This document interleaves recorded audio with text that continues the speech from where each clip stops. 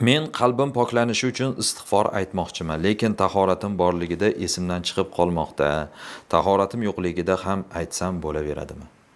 Bismillahirrohmanirrohim. Alhamdulillah va salatu va salamu ala sayyidina Rasulillah.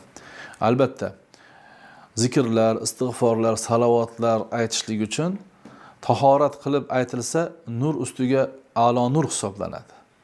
Zikr bu nur. Tahorat bilan bo'ladigan bo'lsa, yana poklik ustiga poklik, nur ustiga nur. Lekin shariatimiz zikrlar, tasbihlar, hatto Qur'oni Karimni yoddan tilovat qilishlik uchun tahoratni shart qilmaydi. Bu narsa nima uchun? Biz ko'proq Allohning zikrida bardavom bo'lishligimiz uchun. Shuning uchun alohida shartlar, tahorat, alohida joy, alohida vaqt shart qilinmaydi.